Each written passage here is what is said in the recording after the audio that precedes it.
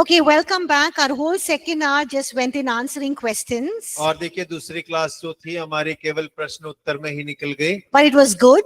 लेकिन बहुत अच्छा था। We'll finish the last lesson. और अंतिम पाठ हम समाप्त करेंगे And here we're going to look at the substitutionary suffering of Jesus Christ. और हम देखेंगे पापियों के बदले में यीशु का दुख उठाने के बारे में। So we see that Jesus on the cross और अब देखे हैं यीशु मसीह क्रूस पर became a curse. He took upon himself our curse. और यीशु मसीह ने हमारे पापों को उठा लिया।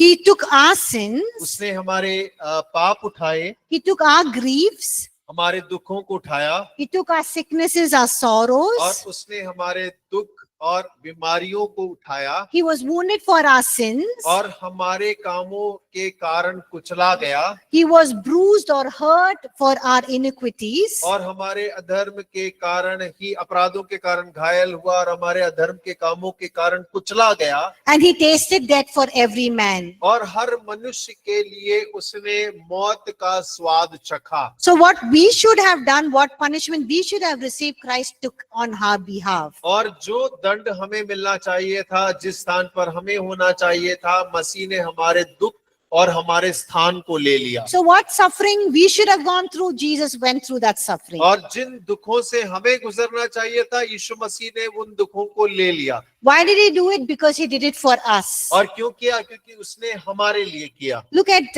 Isaiah 53 verse 4 to 6. और यशायाह 53 उसका 4 से लेकर 6 वचन पढ़े। पेज नंबर 35 पर लिखा है।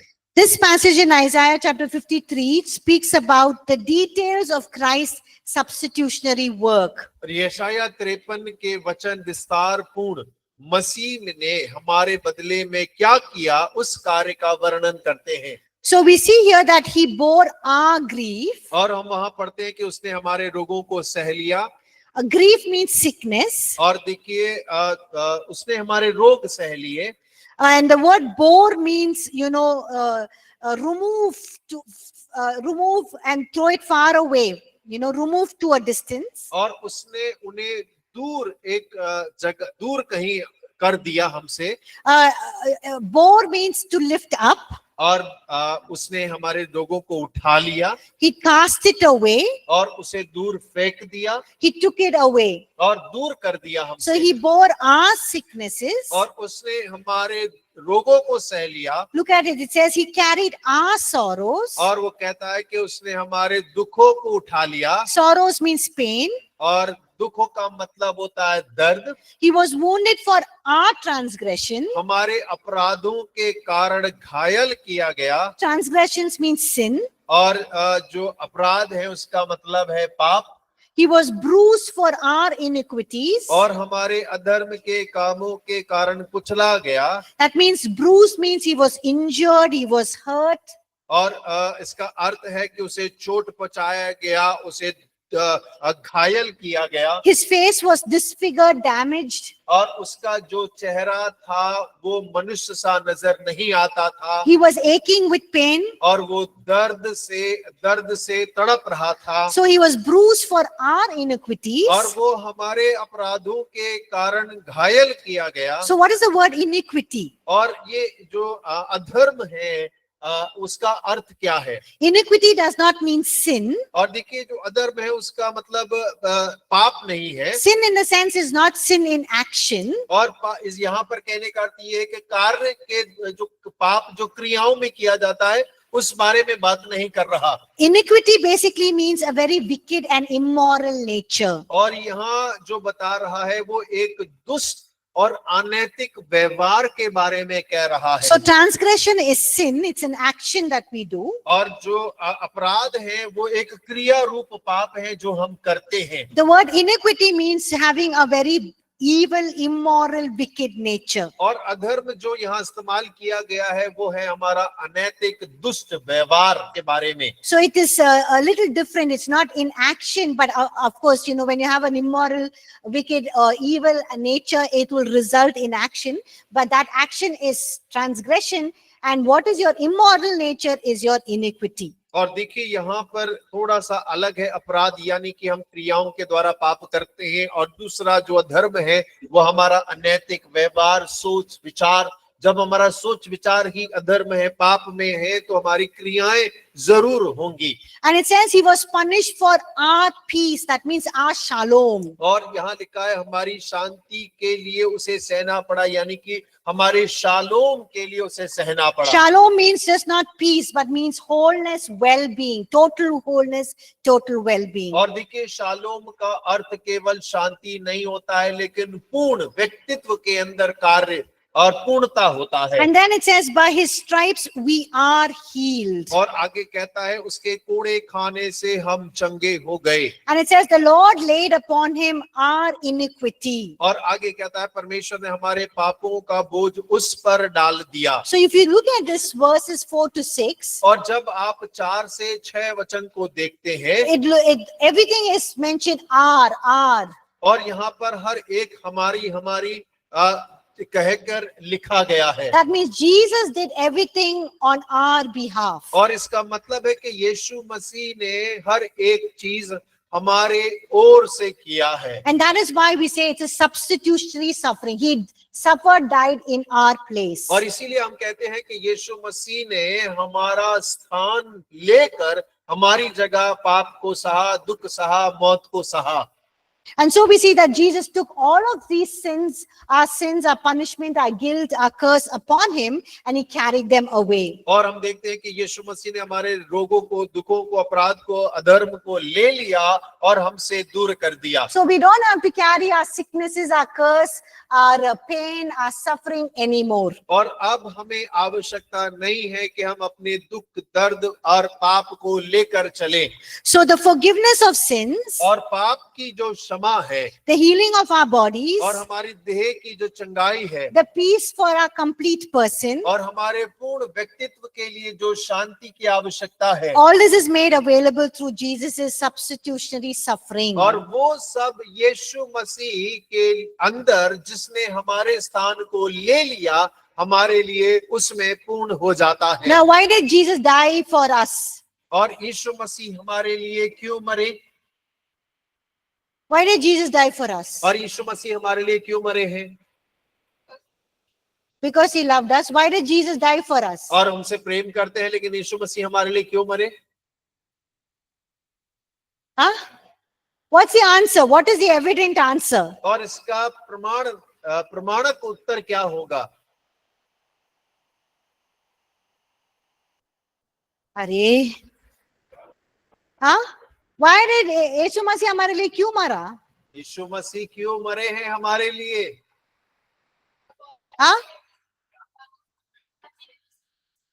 पापों को छुटकारा देने के लिए। क्यों? क्यों? क्यों? क्यों? क्यों?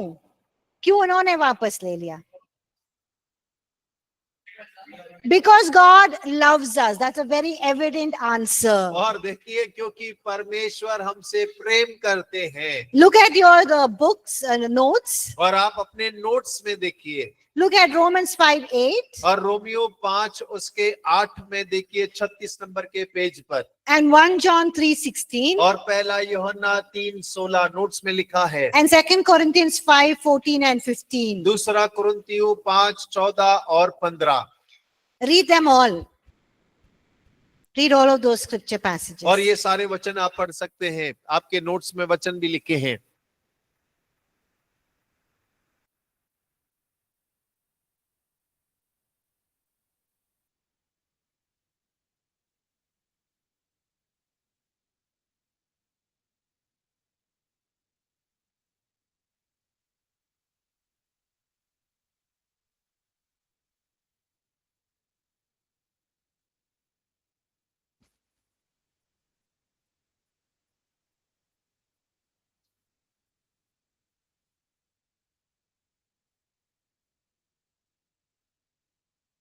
So why did Jesus die for us? और यीशु मसीह हमारे लिए क्यों मरा है?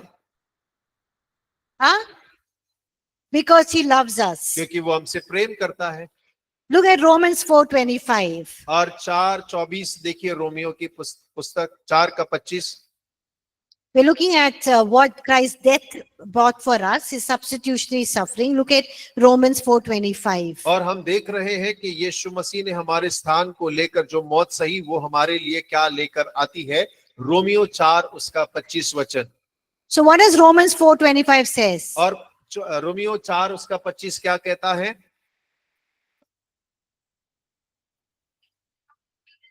No, वचन को पढ़ो मत. वचन मत पढ़िए, लेकिन वो क्या कहता है आप Yes. वो बताइए। Why did Jesus die? यीशु मसीह क्यों मरा? हमारे, yes, for our offenses. और हमारे अपराधों के लिए सही है। And he was raised for our justification. और हमें धर्मी ठहराए जाने के लिए वो जी भी उठा। That means he was crucified for our sins. और इसका मतलब वो क्रूस पर हमारे पापों के लिए चढ़ाया गया। He took the consequences of our sins upon himself. और उसने हमारे अपराधों को अपने ऊपर उठा लिया। This is substitution. और उसने हमारे जगह स्थान लिया। And it's also very interesting to note और ये देखना बड़ा दिलचस्प है that Christ was raised for our कि justification. मसीह हमारे धर्मी ठहराए जाने के लिए जी उठे। What is the meaning of that? और इसका अर्थ क्या है? It means that when Jesus paid the price for our sins in full, और इसका मतलब है कि मसीह ने जब हमारे पाप का पूरा दाम चुका दिया, he took his blood and, like we said yesterday, I mentioned, and he presented it before the Father. और कल हमने इस बारे में बतलाया, कहा भी था कि यीशु ने अपने लहू को लेकर पिता के सम्मुख में उपस्थित किया। And the Father was pleased with the sacrifice that Jesus has made. और पिता उस बलिदान के द्वारा जो यीशु मसीह ने चढ़ाया था प्रसन्न हुआ। And at that moment, you and I were declared as righteous in God's sight. और उस क्षण में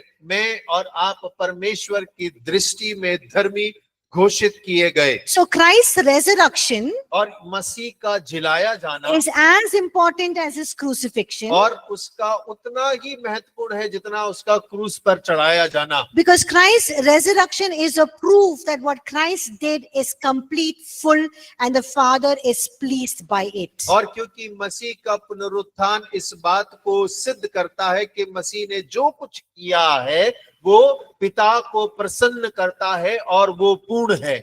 And it was according to the will of the Father. और उसके साथ जो भी हुआ वो पिता की इच्छा अनुसार हुआ है। And the sacrifice he made was a perfect sacrifice that the Father was pleased with. और जो बलिदान उसने चढ़ाया वो सिद्ध बलिदान था जिसके द्वारा पिता प्रसन्न है। So Christ's resurrection is a proof of that sacrifice. और यीशु मसीह का पुनरुत्थान उसके बलिदान का प्रमाण है। If the sacrifice that Jesus made was not pleasing, और यदि वो बलिदान जो मसीह ने चढ़ाया यदि परमेश्वर को प्रसन्न ना it was करता not according to the will of the Father, और यदि पिता की इच्छा अनुसार नहीं होता it was not the full, sufficient, perfect sacrifice, और यदि वो पूर्ण सिद्ध बलिदान ना होता there wouldn't have been the resurrection of Jesus Christ. और तब मसीह का जी उठना भी नहीं होता। But the resurrection is a fact that it was complete and pleasing in God's sight, and the just God was pleased with that just offering. और देखिए पुनरुत्थान इस बात का सबूत है कि हमारा न्यायी परमेश्वर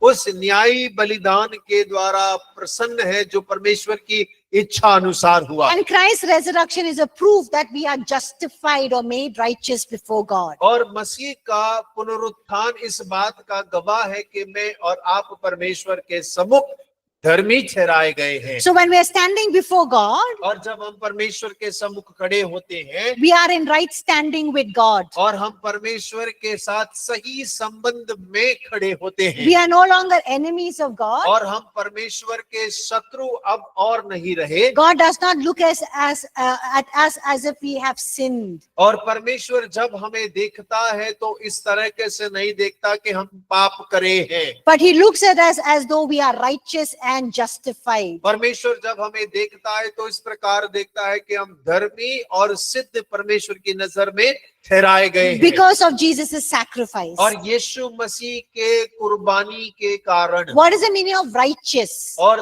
धर्मी होने का या खरा होने का अर्थ क्या है? Righteous means we are in right standing with God. We can stand before Him. और इसका अर्थ होता है हम परमेश्वर के सम्मुख में सही खड़े हैं, खरेपन में खड़े हैं। What is the meaning of justified? और न्यायी ठहराए, धर्मी ठहराए जाने का अर्थ क्या है? Justified means God looks at us just as if we have never sinned. और देखिए उसका अर्थ ये है कि हम परमेश्वर के सम्मुख जब खड़े होते हैं तो परमेश्वर हमें ऐसे देखता है जैसे हमने कभी पाप नहीं किया। Isn't that wonderful? और ये अद्भुत है कि नहीं है? Yes or no? हाँ या ना? We are such sinners, but when God looks at us, we are justified in His sight. That means He looks at us just as if we have never sinned. और देखिए हम पापी हैं, लेकिन जब परमेश्वर की नजर में हमें परमेश्वर देखता है तो हमें इस रीति से देखता है मसीह के द्वारा कि हमने कभी पाप नहीं किया है। Because of what Jesus did on the cross, because of what the sacrifice He did on the cross for our sins. क्योंकि यीशु मसीह ने क्रूस पर जो क्रिया किया, हमारे पापों के लिए जो दाम क्रूस पर चढ़ाया,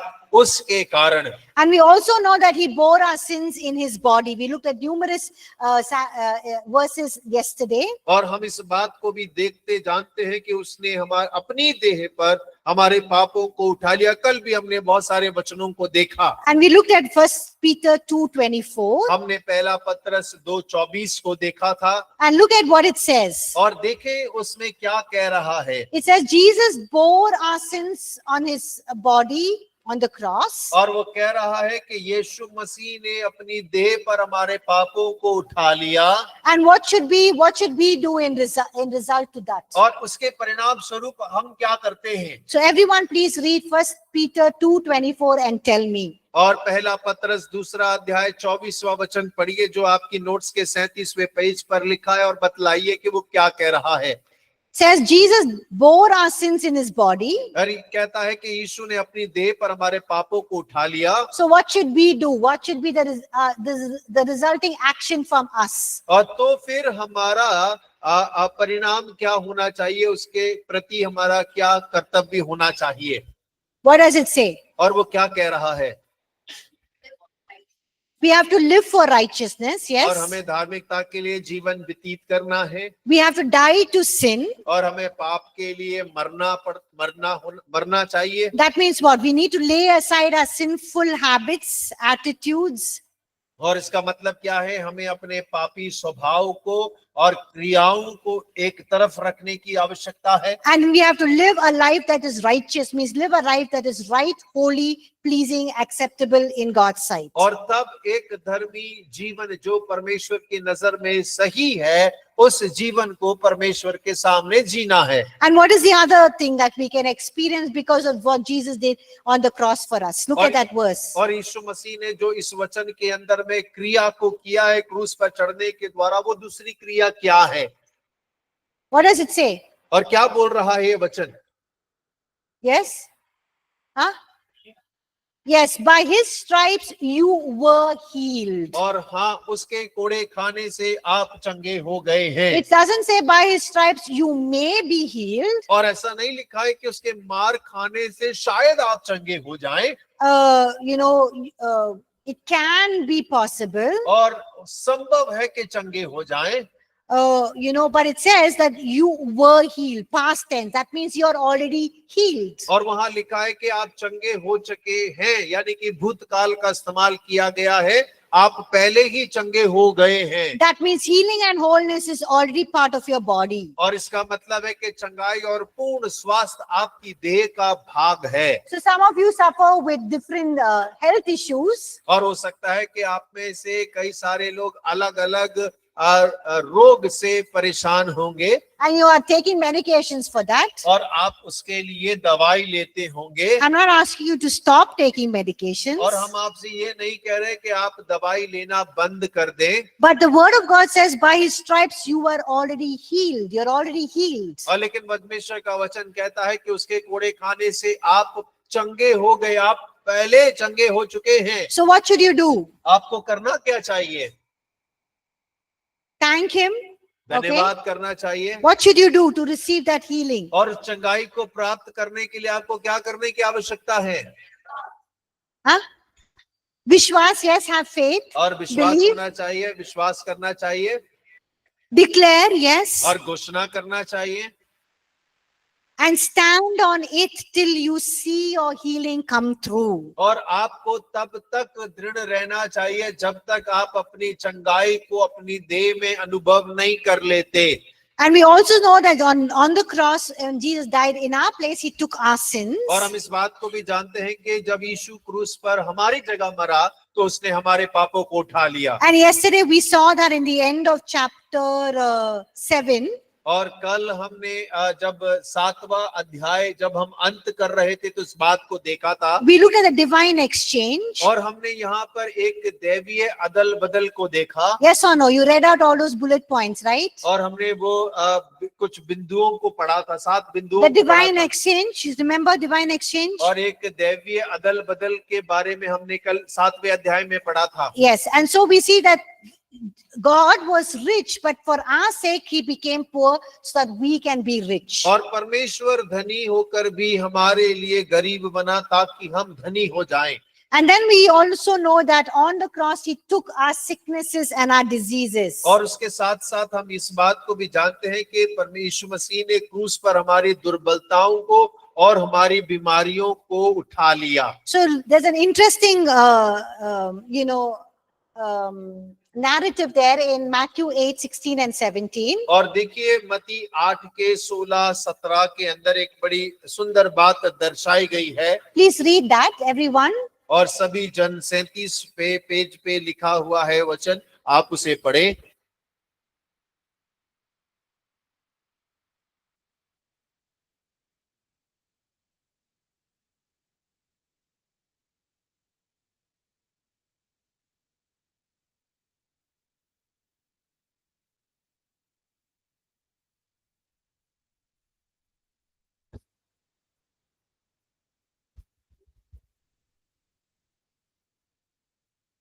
So what is happening here in these two verses? और इन 2 वचनों के अंदर में क्या हो रहा है? What time is it? और ये कौन सा समय था? Yes, it's evening. और संध्या का समय था। And what happens? What is happening there? और क्या हो रहा है वहां पर? Yeah, the people are bringing whom? और लोग किनको लेकर आ रहे थे? They are all those who are demon possessed. और वो सब जिनमें दुष्टात्माएं थी। And who were they bringing them to? और कौन लेकर उन्हें आ रहा था? किसके पास लेके आ रहे किसके थे? पास लेकर आ रहे थे? Jesus. And what did Jesus do? और यीशु ने क्या किया? Yes, he cast out the spirits and healed them by just speaking the word. और Okay. देखिए उसने दुष्टात्माओं को निकाला, बीमारों को चंगा किया अपने केवल वचन को कहकर। Now, when Matthew is writing this, what is he saying? When this is happening, what is he saying is what is being fulfilled. और देखिए जब मत्ती इस बात को लिख रहा है, इस बात को बोल रहा है, तो यहाँ पे क्या पूरा हो रहा है? Yes, see, a prophecy that Isaiah made, और देखिए वो भविष्यवाणी जो यशाया ने की थी, in which we read in Isaiah 53 verse 4. और जो यशाया 53 के 4 में हम पढ़ते हैं। So only in this context is the prophecy fulfilled. और क्या केवल इस संदर्भ में ही वो भविष्यवाणी पूरी हो रही है? That means Isaiah said only when Jesus, in this context, when he heals, this prophecy is fulfilled. और क्या यशाया ने जब भविष्यवाणी की तो इसी संदर्भ के अंदर में वो पूरी हो रही है जो यहाँ पर यीशु मसीह कर रहा कार्य को? Or is it talking about only when Jesus was going to do healing and deliverance in the context of his earthly ministry? और What do you या think? तो फिर यीशु मसीह उस संदर्भ में बात कर रहा है जब यीशु मसीह पृथ्वी पर रहकर अपनी सेवा कार्य को निभाएंगे। Is it talking about only that context? क्या केवल उस संदर्भ में बात हो रहा है? No, it's talking basically about how even when, after Jesus dies and goes back to heaven, He is going to manifest his healing in our bodies. और देखिए इस संदर्भ में बात हो रहा है कि यीशु मसीह मरकर स्वर्ग उठा लिए जाएंगे, लेकिन उसकी देह के अंदर में चंगाइयां और छुटकारे का कार्य होगा। इस संदर्भ में वो भविष्यवाणी है। So the ultimate purpose of Christ, bearing our sickness and pain, और देखिए अगर उसका पूर्ण उद्देश्य देखें कि मसीह हमारे दुख और दर्द और बीमारियों को अपनी देह में उठा लिए जाता है, it's not only for people who were in Jesus's time, और ये केवल उन लोगों के लिए ही नहीं था, यीशु मसीह के समय में रहने वालों के or the लिए, early church, और या तो फिर केवल प्रथम कलीसिया के लिए ही नहीं, but he bore the sickness and pain of everyone throughout history. लेकिन इतिहास के अंदर हर एक मानव जाति के लिए उसने उस दुख और दर्द को सहा। So you and I even today can experience healing and wholeness in our bodies because of what Jesus took on the cross on himself. और देखिए यीशु मसीह ने क्रूस पर अपने ऊपर में जो उठाया दुख और रोग को, आज भी हम उसका अनुभव कर सकते हैं। And we can minister healing to other people based on what Jesus did on the cross. और यीशु मसीह ने जो क्रूस पर कार्य किया है उसके आधार पर हम लोगों के मध्य में कार्य को कर सकते हैं। Now what else did Jesus took on the cross for us? और यीशु मसीह ने क्रूस पर हमारे लिए और क्या किया है? He took upon himself our curses. और उसने हमारे श्रापों को क्रूस पर उठा लिया। Now what are these curses? और ये श्राप कौन से हैं? ये क्या श्राप है? Huh? पीढ़ी दर पीढ़ी। The what curses was God had given in the Garden of Eden? और यदन की वाटिका में जो श्राप परमेश्वर ने दिए थे वो है क्या? What is the curses? और यहाँ पे जो श्रापित बन गया वो कौन से श्रापों के बारे में बात कर रहा है? Remember we read yesterday Galatians chapter 3 verse 13. Christ redeemed us from the curse of the law. और देखिए गलाती 3 अध्याय 13 वचन में हमने कल पढ़ा था, मसीह ने हमें व्यवस्था के श्रापों से छुड़ा लिया है। And he became a curse for us. और वो हमारे लिए श्रापित बन गया। So what is this curse? Curse of the law. और ये व्यवस्था का श्राप कौन से श्राप की बारे में बात कर रहा है? Okay, curse of the law of sin. Okay. और पाप की व्यवस्था का पाप, Disobedience. Okay. अनाज्ञाकारिता। Actually, when God makes the covenant with Moses and the Israelites, और देखिए परमेश्वर ने जब मूसा और इजरायलियों के साथ में वाचा को बांधा, he tells them, he gives them the law and the sacrifices as part of the covenant. और परमेश्वर ने उन्हें एक व्यवस्था को दिया और जो बलिदान थे वो व्यवस्था का एक भाग थे।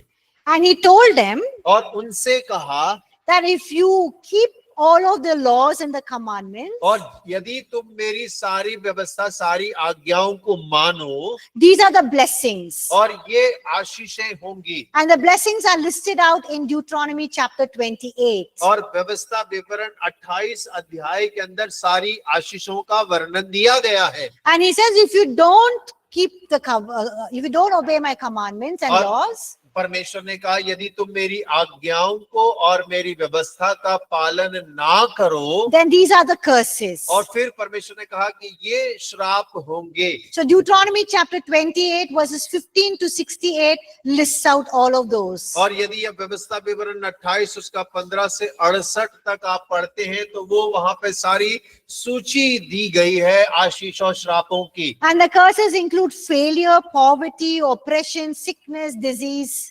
और उन श्रापों में असफलता, दरिद्रता, दबाव और हर प्रकार का रोग बीमारी शामिल है। And so when Jesus died on the cross, और जब यीशु मसीह क्रूस पर मरा, he took all of those curses which is listed out in Deuteronomy 28 verses 15 to 68, he took it upon himself. और देखिए वो सारे श्राप जो व्यवस्था विवरण 28 के 15 से लेकर 38 तक 58 में जितने भी श्राप दिए गए हैं वो सब उसने क्रूस पर उठा लिए। So you are free from every curse. और आप सारे श्रापों से आजाद हैं। Tell your neighbor you're free from every अपने curse. पड़ोसी को बोलिए सारे श्रापों से आजाद हैं।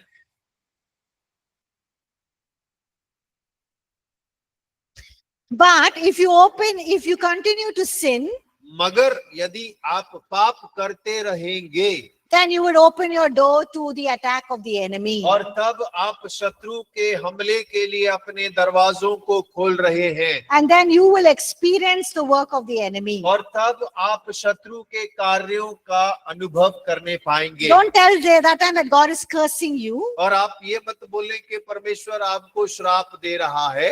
God cannot curse you परमेश्वर आपको श्रापित नहीं कर सकता, because He's already taken the curses on the cross. और क्योंकि क्रूस पर वो सारे श्राप पहले से उठा चुका है। But it's because of your own sin that you've opened the door to the enemy. और ये आपके खुद के पाप हैं जिसने शत्रु के लिए द्वार खोला है कि कार्य करे। And He's enjoying His time by making you suffer. और वो अपने समय का आनंद उठा रहा है, मजे ले रहा है आपको तड़पा कर। And the last thing is, we know that Jesus tasted death for everyone. और अंतिम है कि हम इस बात को जानते हैं कि यीशु मसीह ने हर एक के लिए मौत का स्वाद चखा। So Jesus not only took upon Himself our sin, our sickness, our curse, our pain, our poverty, but even death. और देखिए, यीशु मसीह ने केवल हमारे पाप, रोग, दरिद्रता, गरीबी, श्राप को ही क्रूस पर नहीं उठाया, लेकिन हमारे लिए मौत भी सहली। And He gave us His Zoe life, the eternal life, the God kind of life. और उसने हमें जोए दिया है, जो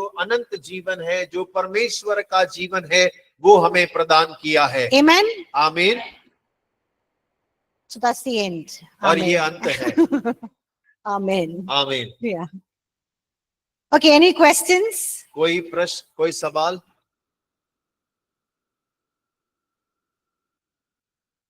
We are not talking about Jesus' resurrection, और यीशु मसीह के पुनरुत्थान के बारे में बात नहीं कर रहे। but when Jesus resurrected, what kind of body He had? और जब यीशु मसीह पुनरुत्थान पाए तो किस प्रकार की देह थी यीशु मसीह की? What kind of body? किस प्रकार का देह था उनका? He had a glorified body, yes, और हाँ, महिमा में देह थी यीशु मसीह की। but did He eat with the disciples after He resurrected? क्या पुनरुत्थान के बाद में उसने अपने चेलों के साथ भोजन किया? Yes. Did He fry fish for them? क्या खाया था? मछली भुनी थी कि नहीं भुनी थी? Yes. Did He speak with them? क्या उनसे बात किया था? When Thomas doubted, did He show him the और जब थोमा marks? ने संदेह किया तो यीशु ने अपने हाथ को दिखाया छुलाके कि नहीं? Yes or no? हाँ या ना? So when Jesus died, His body was buried. और देखिए, यीशु मसीह मरा, उसकी देह को दफनाया गया, And on the third day, He rose bodily from the grave. और तीसरे दिन वो अपनी देह के साथ कब्र से जी उठा। Not just spiritually, but bodily. और केवल आत्मिक रीति से ही नहीं, लेकिन अपनी देह में भी वो जीवित हो गया, Because the tomb was empty. क्योंकि उसकी कब्र खाली है। And he appeared physically to the disciples. और वो अपने चेलों के सामने शरीर में प्रकट होता है, He ate food with them. और उनके साथ उसने भोजन खाया, He showed them His scars. और उसने अपने वो हाथ का छेद दिखाया, And He walked with them. और उनके साथ में चला फिरा। But it was not just the same body और लेकिन वो पहले जैसी देह नहीं थी, that was before He died. मरने के पहले जो देह उसका था, जो It was now a glorified, resurrected body. और लेकिन जब वो जी उठा तो वो महिमा में पुनरुत्थान पाया हुआ शरीर था। So Jesus' resurrection from the dead is not the same as Lazarus and Jairus' daughter. और देखिए, यीशु मसीह का मृत्यु से जी उठना लाजर और याईर की बेटी के जी उठने के समान नहीं था। Why? क्यों? यीशु मसीह ने लाजरस और जेरस की बेटी को मुर्दापन से जी उठा ना। और यीशु मसीह ने लाजर और याईर की बेटी को जिंदा किया। Yes or no? हाँ या ना? So how is Jesus' resurrection different from their resurrection? और यीशु मसीह का पुनरुत्थान और उनका जिंदा होना, लाजर और याईर की बेटी, दोनों में क्या अंतर है? क्या अंतर है? अरे सोचिए, सिंपल। लाजर और याईर की बेटी का जीवित होना और यीशु मसीह का जीवित होना, इनमें क्या अंतर है? Online students, any answers? Online छात्र, क्या कोई उत्तर है? यीशु मसीह के जी उठने, लाजर और याईर की बेटी के जी उठने में क्या अंतर है? अंतर ये है कि यीशु मसीह जी उठने के बाद नहीं मरे, लेकिन लाजर और याईर वो मर गए। बिल्कुल Very सही। good, Abhay. Clap for Abhay, सभी everybody. के लिए ताली Yes. बजाएं। यीशु मसीह Very जी उठने smart. के बाद में कभी मरे नहीं, वो जिंदा हैं। लाजर और याईर की बेटी जी उठने के बाद में दोबारा मरे हैं। And we see that Jesus ascended bodily in the heavenly bodily. He ascended back to the Father. और हमने इस बात को भी बाइबल से पढ़ा कि यीशु मसीह देह में स्वर्गीय पिता के पास स्वर्ग में उठा लिए गए। Did Jesus have the scars on his hand and in his side? क्या यीशु मसीह के हाथ में छेद और उसके पसली में छेद था? Yes. Why? क्यों था? So will we also have those scars if somebody of, some of you are born lame or have some marks? Will that marks be there when you are resurrected? और आप में से जब पुनरुत्थान पाएंगे, जी उठेंगे, तो कुछ लोगों को जल गए, चोट पहुंच गई, तो क्या एसिड डाला है? जी उठने के एसिड डाल दिया, जी उठने के समय पर वो निशान होंगे?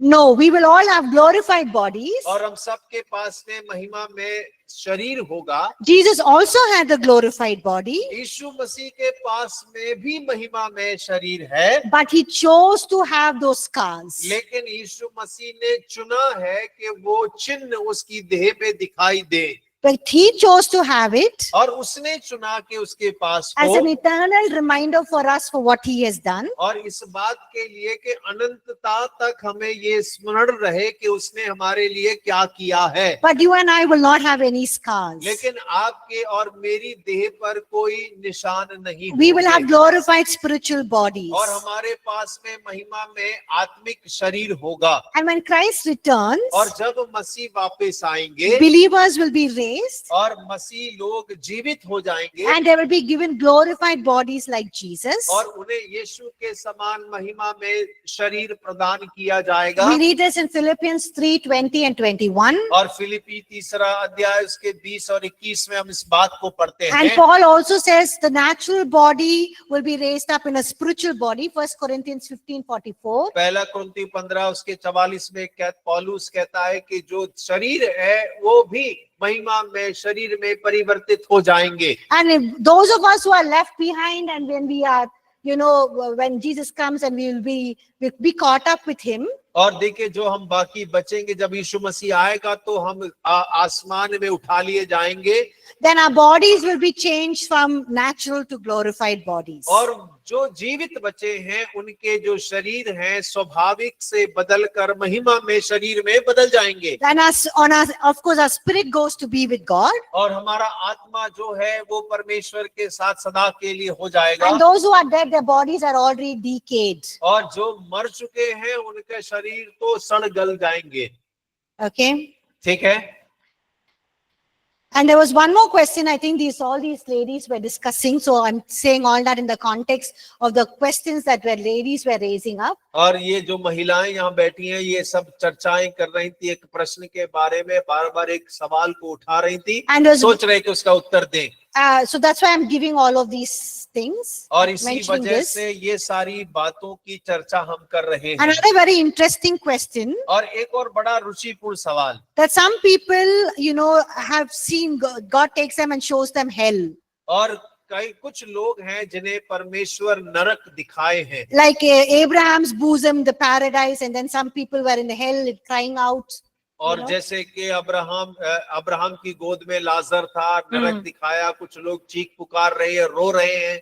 So how can the question was very good. How can there be hell when there is no judgment? The great white throne judgment has not happened. Then how can there be people in hell? और सवाल बहुत अच्छा था कि अभी तक न्याय नहीं हुआ है तो कैसे इतने सारे लोग नरक में जा सकते हैं, नरक में हो सकते हैं।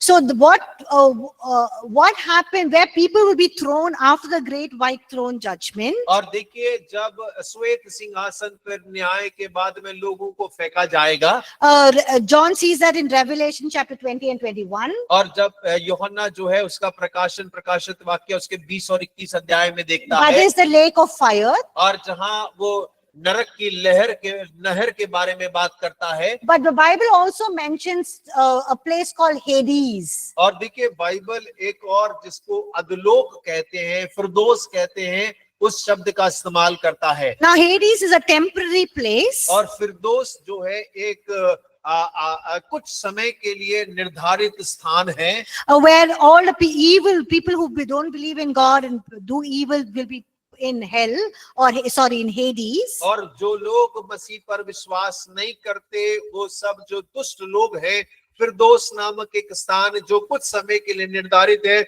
उसमें डाले जाएंगे। And they will the white throne judgment, they will be taken out from there, and then they'll be judged and thrown into the lake of fire. और श्वेत सिंहासन के सम्मुख जब न्याय किया जाएगा, तो वहां से उन्हें निकाल कर न्याय कर उन्हें नरक में डाला जाएगा। Okay, ठीक है, any questions? कोई सवाल? Don't ask me where is hell. मत पूछिएगा नरक कहाँ है। Somebody asked me where is the Garden of Eden, and I said you find out and tell me. और एक ने पूछा था यदन की वाटिका कहाँ है, तो मैम ने कहा तुम खोजो और मुझे भी बताओ। हम लोग जाएंगे. हम लोग भी जाएंगे। Yeah. Any questions? कोई Biju? स- Give the mic to Biju, please. और Pass. पीछे माइक पहुंचा दीजिए पीछे please. Somebody can be there to pass the mic. Thank you.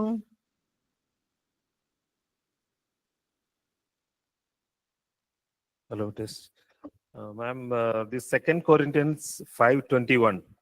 I will read it. For he made him who knew no sin to be sin for us, that we might become the righteousness of God in him. So can you please explain that verse Okay. for the benefit of all? Yeah. So here it says that 1 Corinthians, 2 Corinthians, yes. It says that he made him who knew no sin. That means Jesus was sinless, right? He did not know any sin. और देखिए वहां लिखा है कि जो पाप नहीं था उसे ही पाप ठहरा दिया गया। इसका मतलब कि यीशु मसीह को पाप से वो अज्ञात था। And he took on the sins of the world. और उसी ने सारे जगत के पाप को ले लिया। So on the cross, he was the substitutionary suffering. और क्रूस पर अगर देखें तो वो किसी और की जगह क्रूस पर पाप को सह रहा है। We had to die for our sins. और हमें अपने पाप के लिए मरना था। He took our sins. और उसने हमारे पाप लिए। And because he died for our sins, और क्योंकि वो हमारे पापों के कारण मरा, those who believe in him, और जो उस पर विश्वास करते हैं, believe what he's done for them on the cross, और वो इस बात पर विश्वास करते हैं जो उसने क्रूस पर जिस कार्य को किया, ask forgiveness of sins, और पापों की क्षमा को मांगते हैं, they become righteous before God. और वो परमेश्वर के सामने धर्मी ठहराए जाते हैं। And when Jesus, who was sinless, took on the sins of the world, और जो यीशु मसीह जो पाप से अज्ञात था लेकिन क्रूस पर संसार के पापों को उठा लिया, he made a full, sufficient, perfect sacrifice. और जिसने सिद्ध और परिपूर्ण बलिदान क्रूस पर चढ़ाया, His sacrifice makes us, those who believe in Jesus, makes us righteous before God. That means right standing. Righteousness can also mean justified. That means we are looked as if we have never sinned. और देखिए मसीह जब क्रूस पर चढ़ाया गया तो उसने हमें परमेश्वर के सामने धर्मी ठहराया है। और अगर हम उसका दूसरा अर्थ देखें तो जब परमेश्वर के सम्मुख हम खड़े होते हैं मसीह यीशु के द्वारा, तो इस प्रकार परमेश्वर देखता है जैसे हमने कभी पाप ही ना किया। And we are in right relationship with God. और हमारा परमेश्वर के साथ रिश्ता भी सही हो जाता है। Did that help, Biju? Okay. Anyone else? कोई और सवाल? Online students? ऑनलाइन छात्रों के पास कोई सवाल?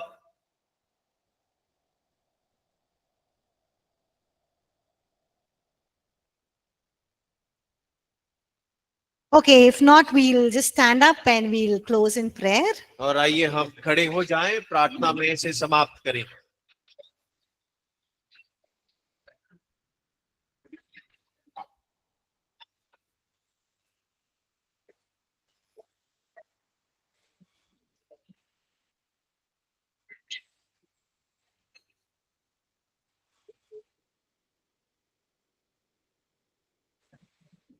Father, we just want to thank you. पिता, हम आपका धन्यवाद करते हैं। We worship you, we honor you, we glorify you, O God. परमेश्वर, हम आपकी आराधना करते हैं, आपको आदर देते हैं, आपको प्रशंसा देते हैं For your plan of redemption आपके छुटकारे की योजना के for लिए, mankind, मानव जाति के प्रति। and how you think about us, O God, और परमेश्वर, आप किस प्रकार हमारे लिए विचार करते हैं। and the extent of your love for us, परमेश्वर, आपके उस प्रेम की असीमा के लिए, and how much you desire, O God, to be with us and to have a relationship with us. और परमेश्वर, आप हमारे साथ कितना रहना चाहते हैं, रिश्ता बनाना चाहते हैं, उसकी लालसा के लिए भी। We just stand in awe of your love, of your ways, of your plans and your deeds, O God. परमेश्वर, आपके प्रेम, आपकी महानता, आपकी करुणा, आपके कार्यों के प्रति जब खड़े होते हैं, And we thank you for what you have done to redeem us from sin, Satan, and death. परमेश्वर, हम आपका धन्यवाद करते हैं कि आपने पाप से, मौत से, शैतान से और उसके बंधनों से हमें छुटकारा दिलाया है। We thank you, Jesus, for making that full, sufficient, and perfect हम sacrifice. धन्यवाद करते हैं यीशु मसीह कि तूने एक बार सदा के लिए सिद्ध और परिपक्व बलिदान को चढ़ाया है। We thank you for everything that you have brought back for us on the cross. और परमेश्वर, हम धन्यवाद करते हैं कि क्रूस पर आपने एक बार सदा के लिए सब कुछ वापस हमें दे दिया। And everything of the covenant blessing that is ours because of what you have done through your blood. और वो सारी आशीषें, वो वाचा की आशीषें परमेश्वर आपके कारण जो आपने क्रूस पर हमारे लिए किया, लहू के द्वारा वापस हमें मिल जाती है। Help us, O God, to live in righteousness and holiness before you. परमेश्वर, आप सहायता करिए कि हम आपके सम्मुख में धर्मी और पवित्र जीवन को जी सके। Help us, O God, to be people who are submitted and consecrated to you at all times, O God. परमेश्वर, आप सहायता करिए कि हम आपके प्रति समर्पित और अपने आप को आपके अधीनता में रखने वाले Help हो us to सके। love you, O God, with all of our heart, soul, mind, and strength. परमेश्वर, आप सहायता करिए कि आत्मा, प्राण और मन से हम प्रेम करते रहें। Help us to honor you, God, in everything that we say, think, and do. परमेश्वर, हर एक बात जो हम कहते हैं, सोचते, करते हैं, उसमें आपको आदर दे सके। Help us not to do anything, O God, that would hurt your heart or grieve the Holy Spirit. परमेश्वर, सहायता करिए कि हम ऐसा कोई काम ना कर सकें जो आपके हृदय को ठेस लगाए, पवित्र आत्मा को खेदित करे। Help us to rise up, O God, to the level that you think of us and what you plan for us, O God. परमेश्वर, आप सहायता करिए कि हम उस स्तर पर खड़े हो जाएं जो आपने हमारे लिए योजना को बनाया है। Help us to be your people who are always living in holiness and righteousness before you, O God. परमेश्वर, आप सहायता करिए कि हर समय हम एक ऐसे लोगों के रूप में जिए जो हर समय परमेश्वर के सम्मुख में धर्मी और पवित्र जीवन जीते हैं। Help us to be people who are mindful of the truths that you have put in your word for us. परमेश्वर, आप सहायता करिए कि हम ऐसे लोग हों कि हमारे मनों के अंदर में वो सत्य जो आपने वचन के अंदर में निर्धारित कर रखे हैं, हमारे मनों में वास करते And रहें। your word says the truth will set us free. और वचन कहता है कि सत्य तुम्हें आजाद करेगा। And this afternoon, we just want to pray for deliverance and healing and wholeness, and for people who are believing the lies of the enemy,